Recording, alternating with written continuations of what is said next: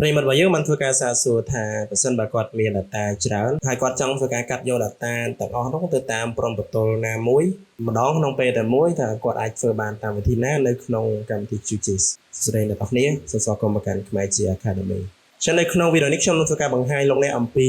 របៀបនៅក្នុងការកាត់យកនៅទិន្នន័យជាច្រើននៅក្នុងពេលតែមួយទៅតាមព្រំប្រទល់ណាមួយឧទាហរណ៍ដូចនៅក្នុងនេះខ្ញុំមាន data ជាច្រើនហើយខ្ញុំមានទិន្នន័យមួយទៀតគឺទិន្នន័យព្រំប្រទល់ឥឡូវឧបមាថាខ្ញុំចង់ធ្វើការកាត់យក data ទាំងអស់នេះដែលនៅក្នុងព្រំប្រទល់ខេត្តសៀមរាបឥឡូវនេះខ្ញុំធ្វើការ select យកខេត្តសៀមរាបមួយសិនអូខេហើយយើងធ្វើការ export វា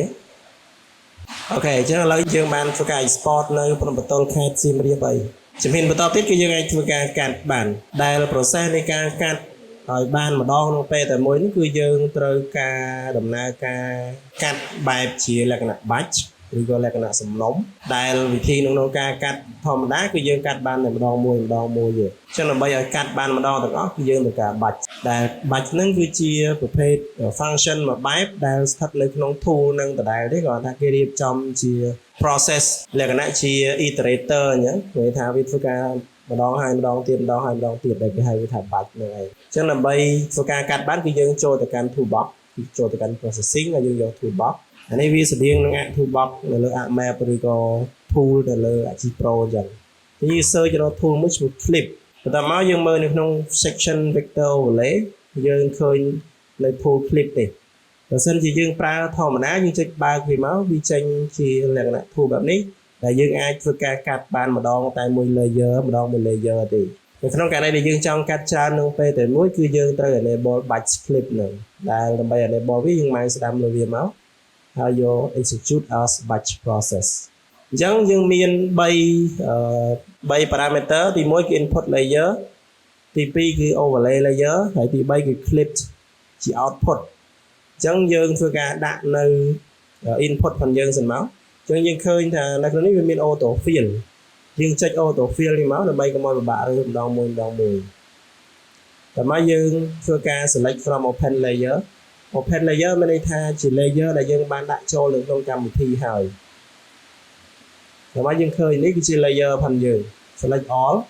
ដកតែ SR នេះទេព្រោះ SR នេះគឺជាទិន្នន័យព្រំប្រទល់បន្តមកទៀត overlay layer គឺជាទិន្នន័យដែលយើងចង់ប្រើដើម្បីកាត់ input ហ្នឹងអញ្ចឹងយើងចុច auto fill select from open layer create SR តែមកយើងឃើញថាវាដាក់តែ color មួយទេអញ្ចឹងដើម្បីឲ្យវាដាក់មកក្រោមនេះទាំងអស់យើងចុច auto fill ម្ដងទៀតហើយយើងយក fill down អញ្ចឹងវានឹងធ្វើការបញ្ចូលអានឹងមកទាំងអស់ហើយចុងក្រោយគឺនៅសល់កន្លែង clip ជា output នេះចុចលើអាត្រេ3នេះមកដើម្បីធ្វើការរើសទីតាំងអូខេអញ្ចឹងខ្ញុំដាក់វានៅទីនេះហើយខ្ញុំកំណត់ prefix មួយខ្ញុំសរសេរ clip អញ្ចឹងហើយប្រភេទខ្ញុំយកជា shape file អូខេបន្តមកទៀតបានវាបង្ហាញ auto fill setting អញ្ចឹងយើងធ្វើការ auto fill នៅតម្លៃអាកន្លែងយើងសរសេរកន្លែងខ្ញុំសរសេរ clip ហ្នឹងគឺយើង fill with parameter value ហើយបន្តមក parameter to use គឺ input layer មានន័យថាយើងយកអាពាក្យ clip ហ្នឹងមកភ្ជាប់ជាមួយនឹងឈ្មោះ layer ផងយើងព្រោះដោយសារយើងធ្វើការជាលក្ខណៈ batch process ចុច OK យើងឃើញណាវាធ្វើការ auto fill ឲ្យយើងទាំងអស់តែម្ដងតោះមកយើងពិនិត្យមើលឡើងវិញតកតងនឹង parameter មួយហើយបើសិនជាវាត្រឹមត្រូវហើយយើងចុចប៊ូតុង run រួចរាល់ខ្ញុំ select អានេះហើយខ្ញុំបិទវាចោលហើយយើងមកមើលនៅក្នុងទិន្នន័យផងយើងឃើញថានៅក្នុង batch clip នេះយើងឃើញទិន្នន័យផងយើងទាំងប្រមាណហ្នឹងវាបានធ្វើការកាត់ឲ្យយើងអូខេចឹងវាកាត់តែនៅក្នុងព្រំប្រទល់សៀមរាបទេអញ្ចឹងវីដេអូនេះមានតែប៉ុណ្្នឹងទេបើសិនបើលោកអ្នកមើលទៅមានចម្ងល់ត្រង់ណាមិនយល់នោះឬក៏មានសំណុំពរចង់ធ្វើការសាកសួរទាក់ទងទៅនឹងបញ្ហាផ្សេងៗដែលកើតមានលើកម្មវិធី Map Achieve Pro ឬក៏ QGIS លោកអ្នកអាចធ្វើការសាកសួរបន្ថែមបានហើយយើងនឹងជួបគ្នានៅវីដេអូបន្តទៀតសូមអរគុណ